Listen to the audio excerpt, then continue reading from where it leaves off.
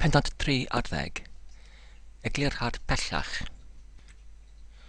Pan welodd yr enef Brydeinig y dau swyddog yn dychwelyd mor gyfellgar, fraich yn fraich, tenodd gwen fodd haws dros ei gwyneb, ac yn godi ar ei thraed, dywedodd mewn llais melodaidd gan edrych ar pidens. Y mae yn dda gennyf eich gweled yn dychwelyd yn diogel, tybiais wrth edrychiad ferdig eich cyfell ei fod yn bwriadu rhyw newid erchill eich chwi. Chwarddodd pidens yn ysgyfan, a sachlist yn ysmwydd, a dywedodd y blaenaf. O, na, mae fy gyfell am minnau, a'n rhy gyfarwydd a'n gilydd i ofni y fath drychineb. Da iawn ebau hithau, gan gwein, ac yna gan droi at y sachlist, ychwanegodd. Os nad wyth a'n camsyniad, sir, yr wydd a'n dyledus eich chwi fel blaenor efyntau o waredwyr am fy neogelwch presennol. Yr ydych yn iawn fan hedys, ebau sachlist, gan gynoi ei wefus wrth o'r fel garwch y dynes, tra yr edrychau pidens gyda syndod ar y cyfarfydad a'r cyfarchiad ffurfiol yma rhwng y dau oedd ef wedi cael lle i deall oeddent ar delerau mor hynod gyfellgar a'i gilydd. Derbynwch yntau, sir, fy diolchgarwch am eich gwasanaeth caredig, ac nad oedd fi ond dynydd eddyl, o bosibl y caf eto rhyw bryd fantais i adalu eich chwi am eich caredigwydd. O leiaf gallaf ada os dewch i blydd y Brydainiaid, ac ewch bob gresaw a phach. Diolch eich chwi fan hedys, ebau sachlist yntau yn oeraidd, a'r gwg yn dechrau a'r deini dros ei wynebryd. Ond ni rhaid eich chwi diolch i mi o gwbl, can ystyfod o ryddhau fan gyfell hwn o afel ei elynion yr oeddwn. A thrwy hynny, cawsos chwythau eich ryddhad hefyd. Coddodd gwryd i wyneb yr enedd o'r don, a geri ymron yn foesgar sachlist. A gan foes grymu tuag ato, tros darchefn at pidens i'w anerch. Roedd pidens yn tybiad mae tipyn o anfodlonrydd naturol y dynes at difaterwch blaenorol ei chariad ddyn, oedd wedi peri iddi rodi y fath derbyniad oeraidd ei sachlist, ac yn tybiad nad oedd ddim yn eisiau i'w dwyn darchefn i gyd dealltwriaeth briodol, ond lonyddwch i ymgon a'i gilydd heb resonoldeb trydydd person. Roedd wedi amnedio at Joseph i dyfod gydag o'r nellti, a roedd yn yweithredd o symud ymaith pan drodd yr enedd ato, pan welodd yn myned ymaith diwydodd.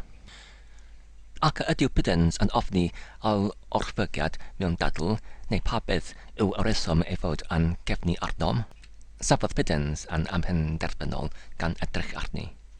Na, ebau fe, nid hynny ond.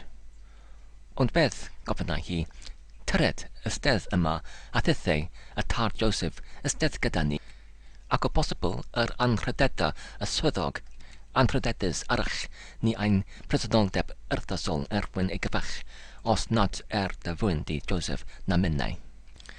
Defnyddodd y gwryd ar wyneb sachlist a throth ar ei sawdl ei fyned ymaith, ond pidens gan ofni gwaith rhwyg rhwng sachlist a'r enedd a osododd ei law ar fraich ei gyfach gan ei rhwystro ei fyned am bellach.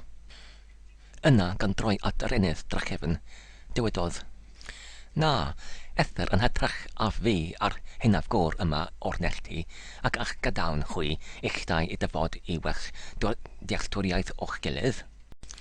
Gwech dealltwriaeth, gofynnau hi gyda gwryd ar ei gwyneb a dal sythu ei fen. Beth ydych yn golygu wrth hynny, sir? Wel, tybied o'r oeddwn, ebau pidens, yn annesmwydd, a gallai fod gan fy gyfell sachlist o bosibl rhywbeth i'w dweud wrthych. Os felly, atebau hithau yn oeraidd, gall eich cyfall sachlist, os mae hynny yw ei enw, dywed yr hyn sydd ganddo i'w dywed yn eich clywadegaeth chwi ar hynaf gór pachus yma. Bydd ystawrwydd yn y cwmni bychan am enid, ac yna, gwnaeth pidens algais i gyfryngu rhwng y dau gariad ddyn fel y tybiaf ef. Nag ei, fan hedys, ether na fywyd i'ch chwi dal unrhyw drwg demlad. Di amau gennyf a bydd eich chwi a sachlist dod i deall eich gilydd yn well yn fian. Beth sydd i mi a wnelwydd a'ch cyfell sachlist, gofynnau hithau gan edrych oddi wrth wynebryd agored, ond gofidus Piddens at eddo gwgys sachist. Arhosodd Piddens yn fyd gan edrych yn dysyfiadol ar enydd, ar hon adrodd ei gofyniad yn ar at sachist gan ofyn mewn llais sarchaius. Wel, y gyfell sachist, a oes gennydd rhywbeth i'w dweud wrthyf, neu rhywbeth a wnelot am mi? Aeth derdyniad o boen dros wyneb sachist ac yn adael i'w ein syrthyw ar ei fynwes, dywedodd mewn llais blin. O, i'r gain! I'r gain? Gofynnau yr enydd yn sen, gan edrych o'i hamgylch ac yna gan droi ei golwg. Yn ymbilga at Piddens, dywedodd yn brysiog ac aiddgar. O, syr, dywedwch, beth am e'r gain, beth mae eich gyfell yn feddwl? Beth gofynnau Piddens mewn syndod, a nid ydych yn deall? O, rhy tregarog, llyfai yr enydd gan blethu ei dwylo angyd. Eglera i mi a dirgelwch, syr, ychwanegau. Gan y maflyd yn braich sachlist. Dywedwch i mi beth am i'r gain. O, na dywedwch darfod digwydd unrhyw newid iddi. Cododd sachist ei ben mewn syndod gyfartal yn syndod Piddens, a chydag aithgarwch gydmarau ac eddo y dynes. Brydweddol, edrychwch yn myw ei llygaid, yna llymodd yn ôl, rhywbiodd ei law dros ei dalcen, nediodd at y tân, a maflodd mewn ffagwdyn fflamiog a brysiodd yn ôl at yr enydd gan sylwi yn fanwl ar ei gwyneb pryd, brydferth swynol ond gofidus.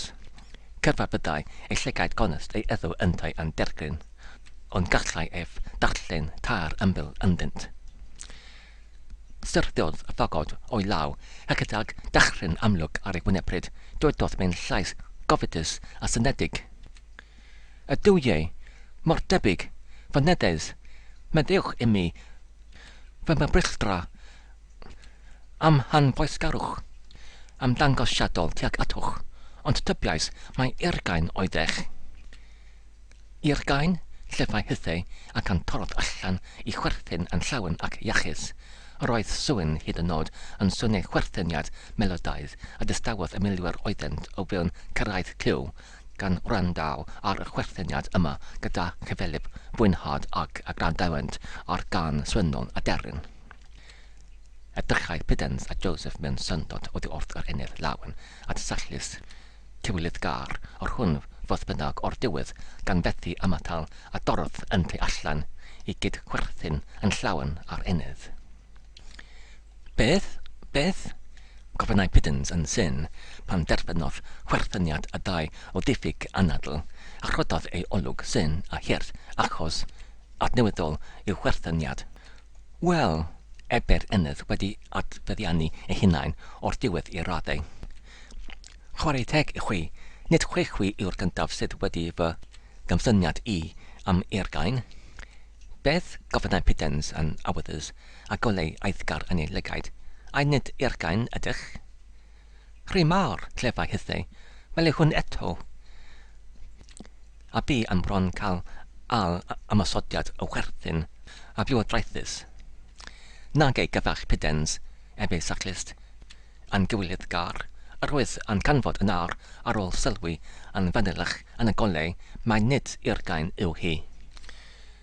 Llamodd llawenydd yn rhaethol i galon Piddens, llawenydd dyniwau allan drwy ei lygaid pan edrychai ar yr enydd ac yn ystyn allan ei law, rhododd wasgad cynnes i law ei gyfell gan diwed ar ein pryd. O sachlist, dyma dyn ydwyd, pa fodd y gellesyd wneud y fath gymsyniad? Ni welais erioed y fath debygolrwydd hynod, ebe sachlist gan edrych drachefn ar yr enydd, fel pe ond wedi hanner ei argyhoeddi mae nid ergain ydoedd. Nid yw yn gymaint yn rhyfeddod darfod eich gyfell os ydyw wedi gweled ergain. Meddwl, yn y goleuni tolthrys yma mae hi oedden, ebe'r enydd. Mae llawr wedi gwneithio'r cyfelib gymsyniad cyn hyn, roedd yn deall yntau syr, eich bod wedi gweled ergain yn rhywle. Ydwydd, ebe sachlist. Ond eto, ebe hi, Roedd yn methu deall pa beth oedd a finnau eich adnabyddiaeth o ergain a'ch ymdygiad, wel, hynod tuag ataf. Madewch I mi am fy anfoesgarwch, y bysachlist yn ymbilgar. Digon rwydd gwneud hynny, atebau hi, ond eto rwydd am gael egularhad, yn sicr nes gall ergain dynar fod wedi rhodi achos tramgwydd eich wi erioed. Naddo y diwiau a'i bendithio, llefau sachlist yn frwd. Wel, beth ynte, beth oedd yr achos am eich ymdygiad hynod? Plegodd sachlist ei ben yn gywyllgar a dywedodd Piddens dan chwerthin.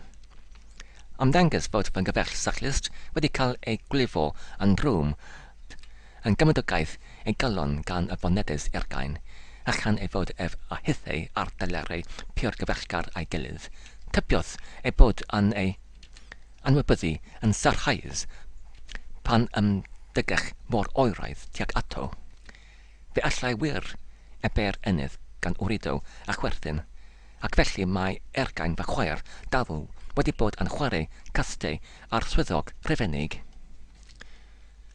Ymddangos I mi, efe sachlist gan dalu y pwyth yn ôl. Ymddangos I mi fod gynythod urddas o Brydenig eraill yn chwarae gyffelib gampiau a swyddogion rhifennig eraill. Gwridodd yr ennydd a throdd ei gwyneb y maith. A deallais I chwi fonedes mae chwaer yr anrhydedus ergain ydych? Gofynnau Piddens. Ie, oedd yr ateb. Gelwyr fynnau yn gwladys. Gwladys, ebe Piddens yn fyfyr gar. Gwladys, hynny yw yn iaith yr fenwyr, Claudia, enw bydfreth yn sicr, gwyddwn y rhaid eich bod o deulu urddasol. Ydwyf, ebe hithau, o'r llinell uchaf yn Brydain, fel merch caradog Bendragon, gallaf hawlio parch yn blif fy pobl fy hun. Caradog, Caratacis dewyr, ebe Piddens, mae enw am blith milwyr Rhufain yn gyfystyr a phobeth dewyr ac anrhydedus mewn gelyn. Arwydd yn diolch I chwi, syr, am y fath gymeriad iddo, ebe hithau. Nid oedd eisiau ymhelaethu. Parodd yr amdydan rhwng Piddens a Gwladys, tra yr hilwyd hwyr bryd gerllaw y tân i'r pedoerawd. Sachlist o gydymdemlad a Piddens yn gofalu cadw Joseph mewn ymgom parhaus, modd y gallai Piddens a Gwladys gael chwarae teg I amdydan yn diwristr.